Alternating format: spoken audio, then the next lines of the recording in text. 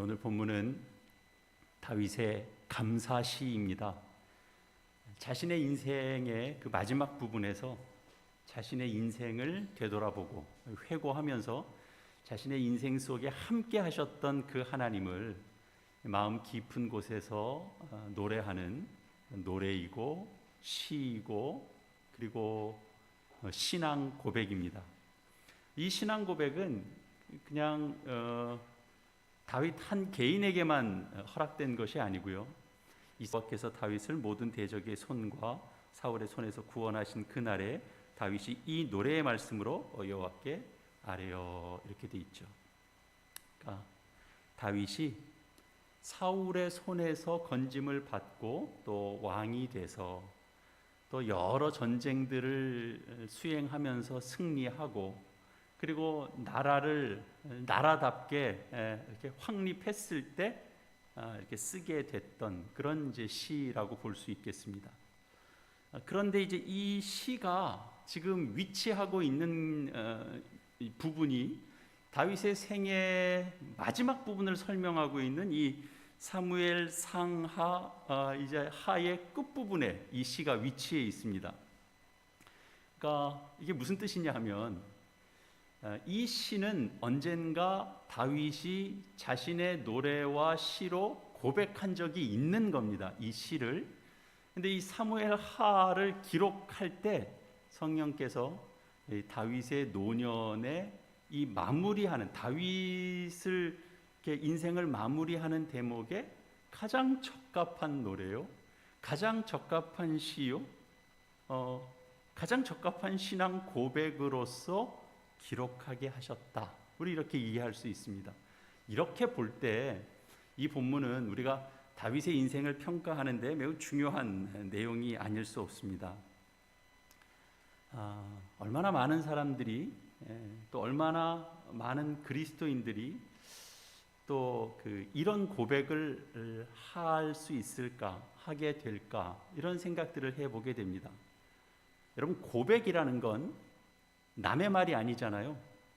내 말이죠. 내가 하는 말, 내 마음에서부터 우러나오는 말입니다. 내 마음에서 내가 인정하는 말입니다. 물론 모든 사람이 다 다윗처럼 어떤 시적 언어의 능력을 가지고 있어서 그렇게 다 잘 표현할 수 있는 건 물론 아닙니다. 마음은 있는데 표현이 잘 안 될 수도 있죠. 그래서 우리에게 이 다윗의 시편이 있다라는 것도 참 큰 도움이 됩니다. 우리의 고백으로 삼을 수 있으니까요. 그러나 아무리 그래도 이것이 내 고백인가 하는 것은 늘 점검을 해봐야죠. 다윗의 고백 그냥 저도 따라할래요 이 정도로는 안 되죠. 근데 여러분 어떻습니까? 여러분이 하나님 앞에, 그리고 이 시점이 이제 다윗의 인생 말년이잖아요. 이럴 때 하나님 앞에 내가 뭔가를 고백하게 된다면, 내가 뭔가를 고백하고 싶다면 그 고백은 어떻게 표현될까? 무슨 말로 표현이 될까? 그런 거죠. 이 자리까지 와 있는 우리의 그 살아온 그 인생 여정은 다 다릅니다. 그 세월은 다 다릅니다. 그러나 여러분의 그 인생의 마지막 어떤 그 말년에 이르게 됐을 때, 그리고 내가 그때를 알게 될 때 나는 하나님께 무엇을 고백할 수 있을지 생각해 볼 수 있는 또 그런 말씀이 되기를 바랍니다. 아마 일평생 하나님을 섬겨온 사람이라고 할지라도 그 순간에 드려지는 고백은 사실은 그 인생의 결정체처럼 될 겁니다.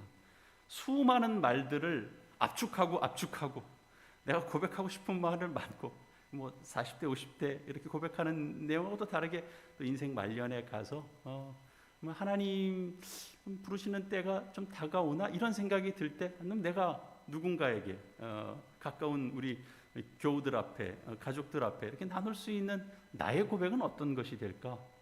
우리 생각해 보면 필요하죠. 신앙을 살아온 게 있으면 나눌 게 있지 않겠습니까?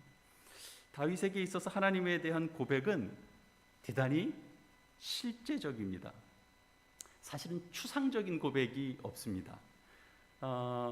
은유로 고백하고 있습니다만 그 고백이 추상적인 고백이 아닙니다. 여기에 있는 건 다 어떤 식이냐면 나의 하나님은 바로 무엇이다 이렇게 고백하고 있는 것이거든요. 이 은유로 표현되고 있는 것들을 보면 다윗에게 있어서 하나님은 얼마나 실제적이었는가라는 걸 다시 한번 느끼게 됩니다. 어떤 표현들이 있었죠? 다시 한번 보시면 2절에서 한 4절에 걸친 내용들을 보면 여호와는 나의 반석이시오 요새시오 나를 건지는 자시오 내가 피할 바위 방패 구원의 뿔 높은 망대 피난처 이렇습니다. 그가 이 사울의 손에 오랫도록 그 쫓기는 삶을 살았죠. 그것을 생각해 보면 왜 하나님을 그가 이렇게 표현하고 있는지를 이해하는 것은 그렇게 어렵지 않습니다. 광야에서 사울을 피해서 숨어 지낼 때 반석과 요새와 같은 하나님을 그는 경험했을 것이고 또 하나님은 그를 사울의 손에서 건지시는 그런 피할 바위가 되어 주셨습니다. 여러 전쟁을 그가 겪으면서 죽을 고비를 많이 넘겼던 다윗에게 하나님은 방패가 되어 주셨고 적들의 화살과 공격으로부터 지켜 주셨다라는 이제 고백을 그가 드릴 수 있었죠. 여기 구원의 뿔이라고 표현하고 있는 그 고백에서는 하나님의 그 인간을 구원해 내시는 능력을 그가 높이고 있는 것이라고 볼 수 있습니다. 하나님은 망대가 되어 주셔서 언제든지 또 피할 길을 주시고 또 원수들이 미치지 못할 그런 피난처가 되어 주셨습니다. 사실 한치 앞을 내다보기 어려운 그런 그 아슬아슬한 인생을 살았지만 그가 의지할 수 있었던 것은 오직 자신의 정말 등불이 되어 주셨던 하나님, 여호와 하나님이었다라는 것을 그가 말합니다.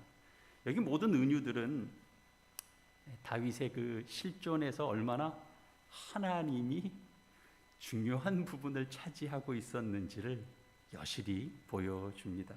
하나님에 대한 이런 풍부한 표현만큼 그가 그의 일생에서 경험한 하나님, 그 삶을 정말 온전히 차지하고 계셨던 분이시구나라는 걸 우리는 확인할 수 있습니다. 이 고백을 담은 시편이 다윗 생애의 마지막에 쓰여진 것이 아니라면, 그러니까 이 위치는 여기지만 이 시가 쓰여졌을 때 이 사울의 손에서 구원을 받고 또 전쟁에서 이김을 얻고 나라를 확립하게 되고 그런 시점이라고 생각해 본다면 우리도 꼭 무슨 말년에 가서 우리가 고백을 할 것을 생각해 보는 것이 아니고 우리가 살아오는 이 시점에 정말 2022년 이 10월을 보내는 10월의 마지막 낮이지만 10월의 이 마지막을 보내는 이 시점에 나는 하나님을 어떻게 고백할 수 있는가 묻지 않을 수 없습니다. 이런 다윗의 고백이 어떤 환경에서 나온 것일까요? 이 고백이 만들어진 다윗의 환경은 그야말로 대적들의 손앞이었습니다. 소나기가 뻗쳐져 있는 속에서였습니다. 사울이 죽이려고 작정해서 그냥 군대를 이끌고 쫓아오는 그 과정 속이었습니다. 그러니까 그런 것들로 대표될 수 있는 무슨 단어로 표현하자면 고난 속에 있을 때고 환난 속에 있을 때입니다. 다윗이 스스로 1절에서 그렇게 고백하고 있는 것이고요. 그리고 5절 이하에 있는 내용 속에서 5절에서 한 7절에 이르는 내용 속에서 자신이 당하고 있는 그 환난의 상황을 이렇게 묘사하고 있습니다. 사망의 물결, 불의의 창수, 또 음부의 수월의 줄이 또 나를 두르고 또 사망의 올무였다 이렇게 이제 표현하고 있습니다. 이게 뭐냐면 다윗이 요즘처럼 자연 현상 중에 쓰나미 이런 현상을 그가 알지는 못했겠습니다만 그가 고백하고 있는 이 그 자신이 처한 상황이라는 것은 오늘날 우리가 표현하면 이렇게 표현할 수밖에 없는 거죠. 정말 쓰나미가 밀려오듯이 어떻게 사람의 힘으로는 멈출 수 없고 거기서 벗어나기도 힘들고 그냥 빨려 들어갈 수밖에 없는 것과 같은 그런 재난의 상황들, 그런 순간들을 그가 여러 번 겪었다라고 말하고 있는 거죠. 그의 인생을 한번 생각을 해보시면 어린 시절에 그는 8째였죠. 그가 고백하듯이 그 성경이 또 우리에게 증언하듯이 막내였기 때문에 주목을 받지 못했습니다. 그저 그 부모 아버지의 입장에서 보면 뭐 약간 이렇게 제외시켜 놓은 아들처럼 그렇게 컸습니다. 그렇게 어린 시절을 보냈습니다. 그리고 사무엘 선지자로부터 이렇게 기름 부음을 받은 이후에도 뭔가 하나님께서 택한 자로서 이렇게 기름 부음을 받았으면 뭔가 인생이 풀려야 되잖아요. 근데 기름 부음을 받은 때부터 쫓기는 인생을 살기 시작했습니다. 그러니까 요즘식으로 치면 약간 뭐 한 청소년 시기 막 지날 그 무렵에서부터 뭐 짧게는 뭐 십수년, 뭐 한 20년 가까이 그는 도망자 인생을 살아야 했습니다. 1, 2년 도망자 신세를 산 게 아닙니다. 그 젊은 시절이 그에게는 생과 사를 넘나드는 삶의 연속이었습니다. 그의 뭐 결혼 생활도 출발 자체가 비극적으로 시작됐죠. 또 나중에 왕이 돼서도 그의 삶은 자식들 안에서의 불미스러운 일들이 일어나고 서로 죽이는 일이 일어나고 그리고 자식이 반역하는 것 때문에 또 도망자의 신세를 살아야 했고 그 고통을 겪었습니다. 그 이후에도 또 세바의 반역과 같이 이스라엘 그 지파 안에서 일어나는 반란도 그가 겪었습니다. 여러분, 다윗의 인생 자체만 놓고 보면 사실 따라가고 싶지 않은 인생입니다. 다윗과 같은 인생은 그건 전혀 원치 않는 그런 인생일 수밖에 없습니다. 그가 겪은 시련의 여러 종류들이 있지만 단 한 종류라도 사실은 우리는 따라가기 어렵습니다. 감당할 수가 없습니다. 환난의 연속이죠. 그런데 성경이 이런 다윗의 인생을 소개하는 이유가 무엇입니까? 그 속에서 하나님께서 무엇을 하셨는가 하는 것을 보라라는 거죠. 여기 이제 다윗의 노래 속에 고스란히 담겨져 있습니다. 그가 환난 속에서 하나님을 만났다. 그가 환난 속에서 하나님을 더 인식하게 됐고 더 하나님을 의지하게 됐다. 환난 속에서 하나님을 발견하게 됐다. 그렇게 고백하고 있는 거죠. 그러니까 말하자면 하나님께 대한 이런 고백은 우리식으로 요즘 하는 표현으로 온실 속에서 나온 표현이 전혀 아니다라는 거죠. 아무 걱정 없는 왕궁에서 화려한 삶을 살면서 하나님께 감사의 고백을 드리는 것이 아니다. 자신의 연약함을 철저하게 경험했던 사람이 바로 다윗입니다. 오늘 본문 18절에 보면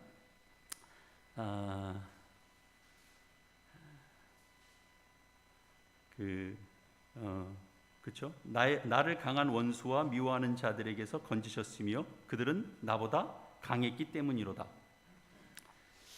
그는 원수들이 자기보다 강했다는 사실을 인정합니다. 사울은 다윗보다 강했습니다. 그런데 하나님은 그 강한 사울을 높이신 것이 아니라 다윗을 높이셨고 다윗을 건지셨습니다. 그가 싸웠던 수많은 전쟁터에서 대적들도 그 별 볼 일 없는 사람들이 아닙니다. 강한 자들입니다. 그러나 하나님께서 그 전쟁에서 다윗을 건져주셨고 승리를 주셨습니다. 다윗이 분명한 목소리로 하는 거죠. 내 원수들이 그러니까 내가 원수들보다 강했다 이렇게 얘기하지 않고 그들이 나보다 강했다. 그래서 나는 여호와를 의지했다. 이러는 거죠. 그래서 하나님의 구원의 역사가 없었다면, 하나님께서 도우시는 은혜가 없었다면 자신은 도무지 이 자리에서 설명이 안 되는 존재다, 이렇게 고백하는 겁니다. 여러분, 신앙 고백은 사실은 이런 환경 속에서 만들어집니다. 좋았을 때, 평탄할 때, 아무 걱정 없을 때 하나님에 대한 신앙 고백이 만들어지는 것이 아니고, 어려움을 겪을 때, 그때 하나님을 발견하게 되고 하나님에 대한 신앙 고백이 생깁니다. 그런데 여기 다윗의 삶을 이해하는데 성경이 가르쳐주는 굉장히 중요한 교훈이 있는데요, 그가 이 모든 환난 속에서 하나님께 부르짖었다라는 거죠. 7절 내용입니다. 내가 환난 중에 여호와께 아뢰며 나의 하나님께 아뢰었더니 그가 그의 성전에서 내 소리를 들으시며 나의 부르짖음이 그의 귀에 들렸도다. 단순히 환난 속에서 나는 하나님을 만났다, 그렇게 얘기하지 않는 겁니다. 환난이 오면, 고난을 겪으면 그러면 다 하나님 만나나요? 그렇지 않습니다. 환난이 올 때, 고난을 만날 때 하나님께 나아가 부르짖는 자가 하나님을 만납니다. 오늘 본문 이제 그 밖에 있는 내용입니다만 31절 같은 내용에서 바로 그 증언을 하고 있죠.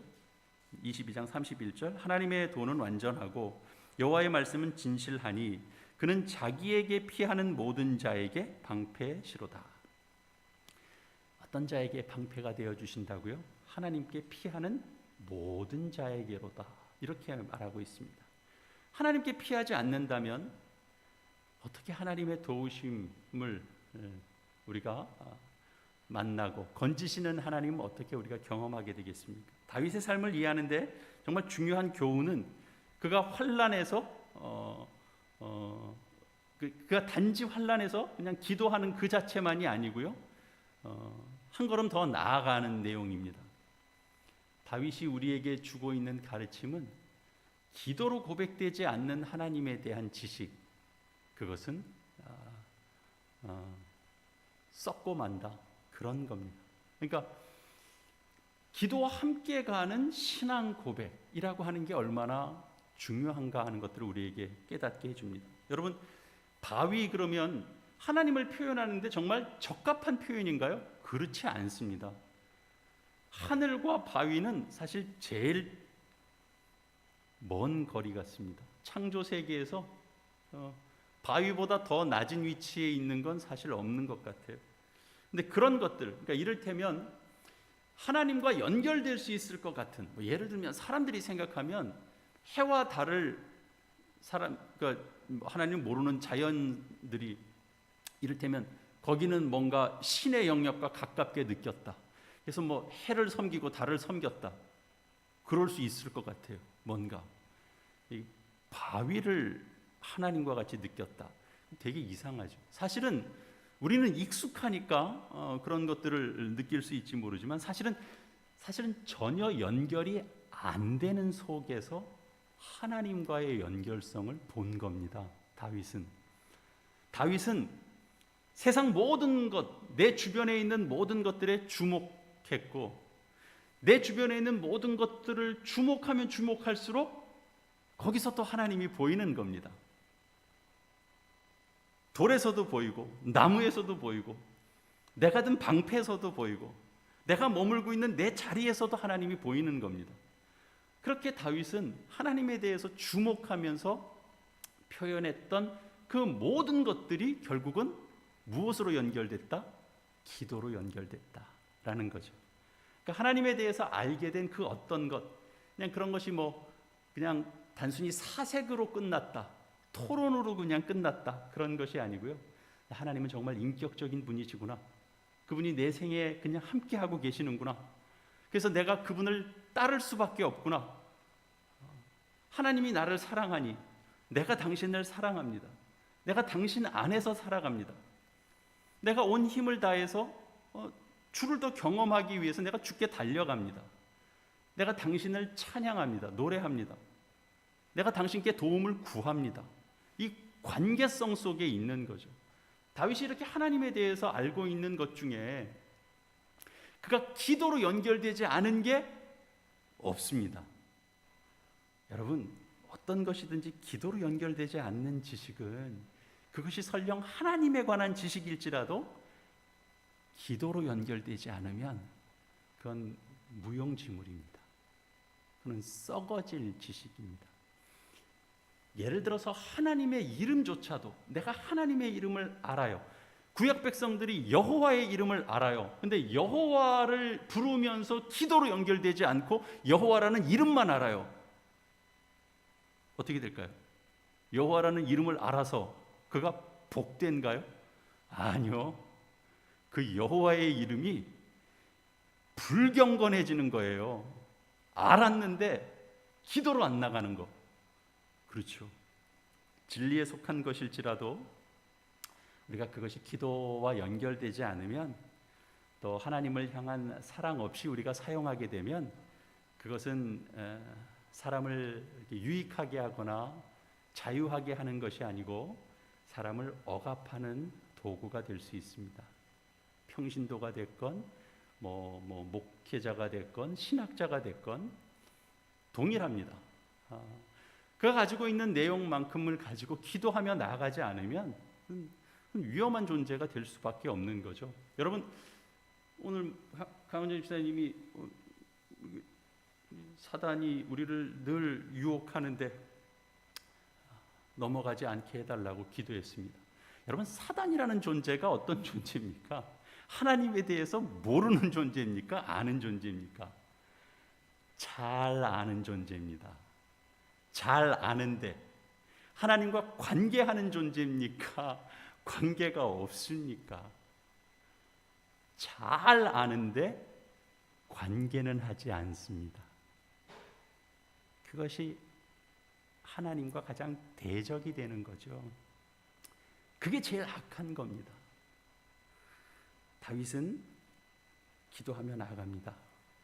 그가 알고 있는 모든 삶의 재료들을 가지고 기도의 자리로 나아갑니다. 그가 겪었던 경험, 그것이 경험이 기도로 나갑니다. 그가 깨달았던 하나님께서 주시는 계시, 그것이 기도로 연결됩니다. 환난 가운데 기도하고, 그리고 그가 또 응답을 경험하게 되고 하나님을 만나고 하나님의 경험을 갖습니다. 그래서 그가 알게 된 하나님, 그 하나님에 대한 그 지식이 그래서 그 다음에 어떻게 연결되는가, 이런 것들을 보면 결국은 그가 평생을 통하여 알게 된 그 하나님이 자신의 찬양과 자신의 시와 노래와 자신의 신앙 고백으로 연결되고 있다라는 겁니다. 그렇게 담아내고 있는 겁니다. 하나님은 어떤 분이시다라는 걸 그가 알고 있는 지식과 그가 겪은 경험과 모든 삶의 재료를 가지고 연결시키고 있는 것이죠. 우리에게 주는 교훈입니다. 여러분도 하나님을 아는 지식을 쌓아 가시게 되죠.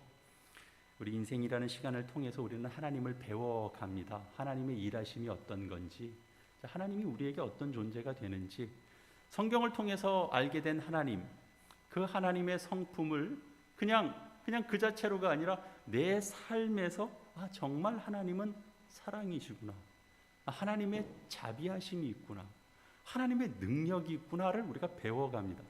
하나님을 아는 지식이 여러분의 삶의 환난을 통해서 얻은 것이든지, 아니면 우리 설교를 통해서 얻은 것이든지, 성경을 읽으면서 얻은 것이든지, 그 지식이 여러분의 삶에서 어떻게 쓰여지고 있는지를 여러분 한번 생각을 해보십시오.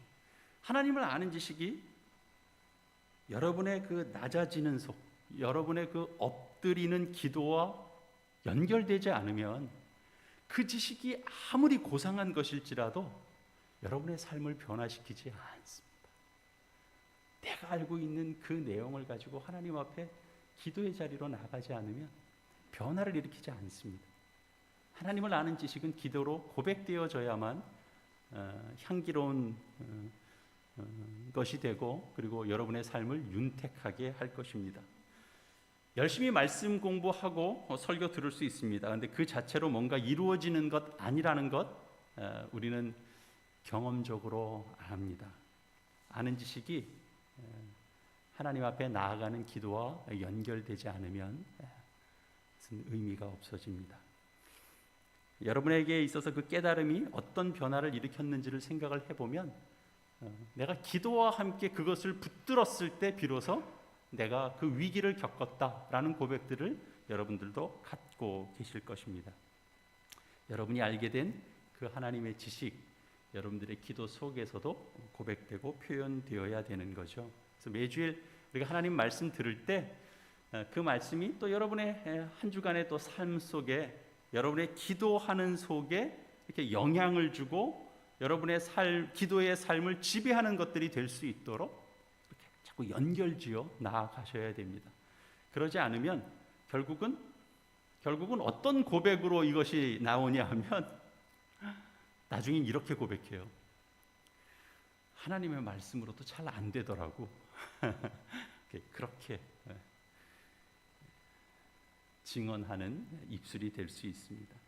그렇지 않습니다. 하나님의 능력은 우리가 생각하는 것 그 이상입니다. 내 전적으로 내 삶에 하나님의 말씀, 하나님의 지식을 붙들고 내가 기도의 자리로 나아가는 것들이 부족했구나. 그것이 내 삶을 지배하도록 만드는데 내가 무지했구나를 깨닫고 하나님을 아는 지식이 나의 기도의 고백이 되게 해 주시옵소서라고 우리가 기도하며 나아가야 되는 것이죠. 오늘 다윗의 고백이 담겨진 이 노래와 시를 통해서 우리가 인정하게 되는 것은 그의 삶이 하나님 없이는 설명되지가 않는구나라는 겁니다. 예수님을 믿는 신자의 삶이 결코 문제없는 삶이 아닙니다. 다양한 문제를 겪습니다. 우리가 지금 환난을 겪고 있습니다. 어려움을 겪고 있습니다. 그러나 그 삶은 그냥 그것으로 끝나지 않습니다. 거기서 하나님께서 우리를 어떻게 건지시는가? 환난은 하나님을 깨닫고 알고 증언하게 되는 그저 무대일 뿐입니다. 저희도 광고 드린 것처럼 기도 모임도 시작했습니다. 광고를 공식적으로 드리지는 않았고 그냥 사적인 모임에서 시작이 돼서 원래 또 그렇게 하는 거죠. 그렇게 먼저 시작을 했는데 좋았고 앞으로 또 이렇게 계속 이어져 가고 싶은 마음도 있고 저 개인적으로도 또 이런 것들이 우리 교회 안에 또 새로운 동기부여가 되겠다. 그래서 우리 소모임부터 다시 활성화시키고 또 모든 예배의 또 현장성도 다시 복원시키고 그래서 더 활기 있고 생명력 있게 나아가려고 합니다. 우리는 그렇게 모여서 우리의 삶을 나눌 것이고요. 그 삶 속에서 경험된 하나님을 나눌 겁니다. 우리의 고백이 거기에 담겨지게 되는 거죠. 기도 모임조차도 위축됐던 지난 시간들을 우리가 되돌아보면서 기도하지 않았을 때 우리의 삶이 어떻게 위축되는가 하는 것도 우리는 그동안 겪었습니다. 다시 또 하나님 앞에 우리가 알고 있는 것들을 그냥 아는 지식으로만 갖는 것이 아니고 또 하나님 앞에 매어 달리는 과정들로 나아갈 수 있기를 바랍니다. 여러분 군대 갔다 온 사람들이 군대 얘기하는 거 여러분 많이 들어보셨죠? 모이면 하지 않습니까? 근데 여러분 그 얘기 왜 이렇게 많이 하는 거죠? 그때가 굉장히 달콤해서 굉장히 좋아서였을까요? 정반대겠죠. 힘든 때였는데 가장 힘든 시간이었을 텐데 그런데도 그 군대 얘기 자주 하게 되는 이유는 그 시간을 견디고 살아났다라는 거죠. 내가 지금 그 시간들을 견디고 이 자리에 있다라는 겁니다. 신자 역시도 마찬가지입니다. 우리의 삶에 어려움이 있습니다. 우리 당장 지금 겪고 있는 거 이렇게 한 번씩 내놓기 시작하면 각각 다 다른 모양을 띤 아휴 제가 몰랐습니다. 아이고, 얼마나 힘드시겠습니까? 우리 다 그런 이야기들 속에서 살고 있습니다. 그 험한 이야기들 속에서 우리는 하나님의 선하심이 함께 했었고, 그리고 하나님이 계셔서 저를 그 고통 속에서 붙들어 주시고 건져 주셨다. 내가 하나님이 아니셨다. 하나님이 나와 함께 계시지 않았다면 내가 그 시간들을 어떻게 견뎌왔을지 내가 가늠이 잘 안 된다. 이렇게 고백할 수밖에 없습니다. 내가 지금 이 자리에 있는 건, 군대 갔다 와서 군대 얘기하는 것처럼, 내가 지금 이 자리에 여기 있는 건 지금 그 고통의 시간을 아직 다 빠져나오지 않은, 여전히 지금 그 고통과 싸우고 있는 시간이지만 내가 이 자리에 나와 있는 겁니다. 내가 하나님을 의지해야 되겠다라고 나와 있는 겁니다. 내가 하나님을 바라보는 순간만큼 내가 버틸 수 있다는 걸 알기 때문입니다. 그래서 나와 있는 거죠. 하나님은 우리 인생에 그 은혜를 담아 주십니다. 환난도 고통도 겪어보고 알고 시간을 통과해 보면서 하나님께서 여기에 우리 복을 담아 주시려고 그렇게 험악한 장치들을 두셨던 것이구나, 그렇게 고백하게 될 것입니다.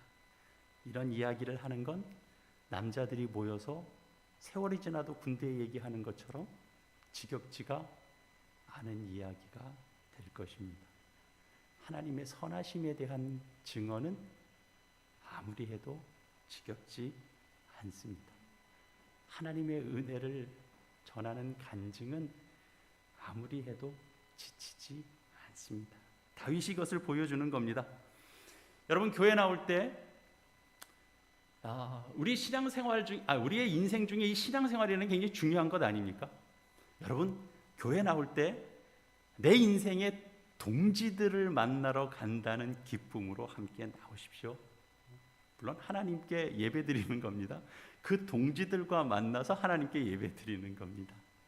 그 마음으로 별 의미 없이 나오는 그런 자리가 아니라 오늘 또 나가면 내 삶을 함께 나누는 믿음의 동지들을 만나고 함께 예배한다. 우리 그 생각 가지고 함께 모이시고 그렇게 해서 마음을 품고 나가시면 우리 삶의 모든 경험들, 이런 것들 속에서 내가 정말 하나님께 간구할 수밖에 없구나, 물어야 되는구나, 이런 것이 결국은 우리의 신앙 고백이 될 것입니다. 우리가 믿음을 만들어내지 않습니다. 그러면 뭐죠? 하나님께서 우리의 믿음을 만들어내십니다. 하나님이 우리를 그 믿음의 자리까지 이끌어 가십니다.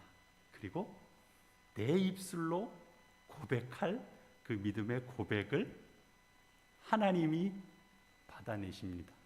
너 말해 안 해? 너 지금 고백할래 안 해? 이렇게 해서 받아내지 않습니다. 하나님은. 우리는 그렇게 하죠. 저는 뭐 오늘도 뭐 어제도 당장 뭐 자녀 교육하면서 너 할 거야 안 할 거야? 너 지금 답할래 안 할래? 우리 이렇게 하죠. 하나님은 그렇게 하지 않습니다. 내가 하나님이 내 인생의 모든 것입니다 라고 고백하는 자리에까지 인도하실 것입니다. 그 하나님 만나고 증언하고 이렇게 함께 누리시는 저와 여러분 모두 되시기를 간절히 바랍니다. 우리 시간 오늘 말씀 기억하고 오늘 말씀에 우리의 삶을 함께 좀 연결하고 싶은 또 우리의 결단을 담아서 우리 화음의 기도 함께 드리시겠습니다. 기도하시겠습니다.